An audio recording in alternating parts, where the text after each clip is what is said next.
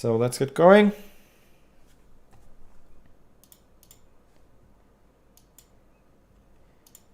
We'll continue with the Ruy Lopez.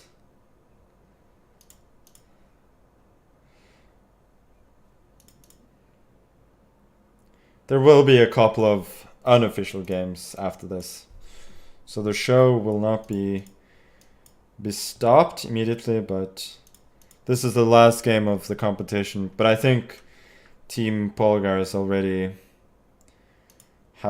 won it, so she plays this a bit trickily.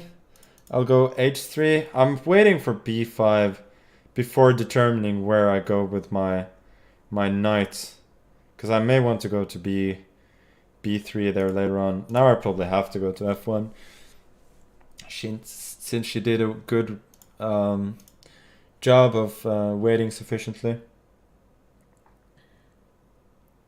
And like usually when d5 comes, you would go b4 and then knight to b3.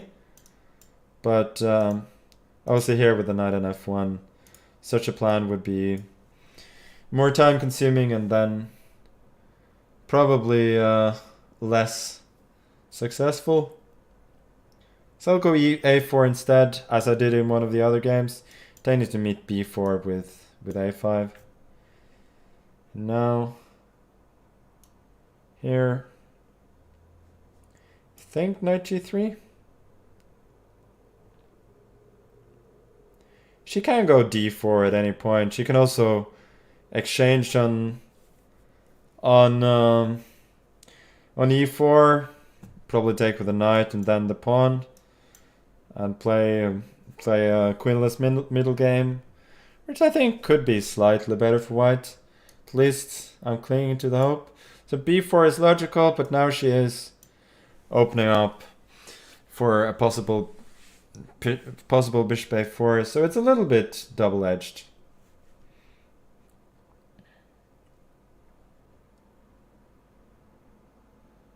Okay, d4, let's go knight e4. If she trades everything, I think I'm fine with that.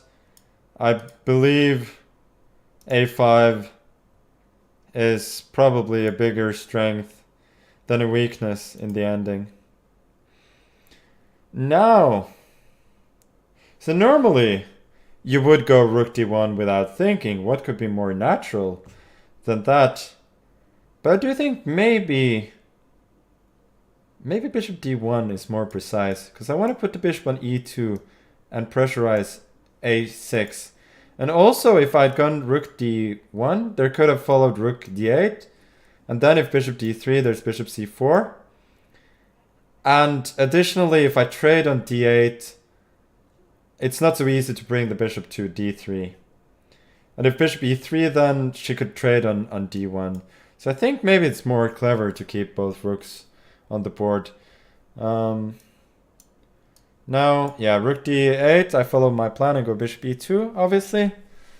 I don't think I have much here at all, but the possibilities that something will go wrong, I think, are slightly higher for black, since if I lose the a5 pawn, that's bad for me, but if she loses a6, then it's a disaster.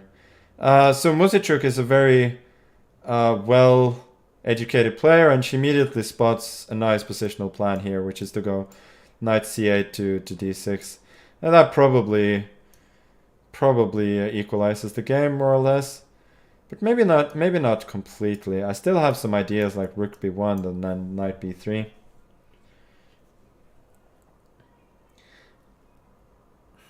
I should have gone rook b1 immediately maybe, but I can still protect c3, so it's fine.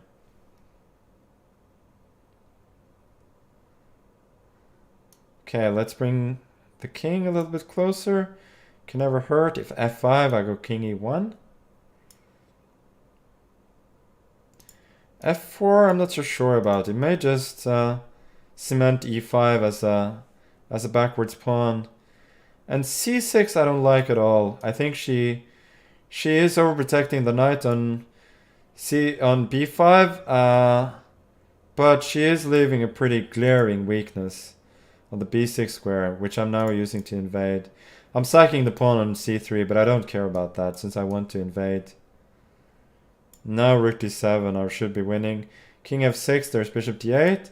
And here there's a little trick with bishop c7, rook bishop g7, I have rook g7, and then take on e5 and c3. And then the bishops will decide. As I talked about on another stream, bishops on adjacent diagonals are very strong.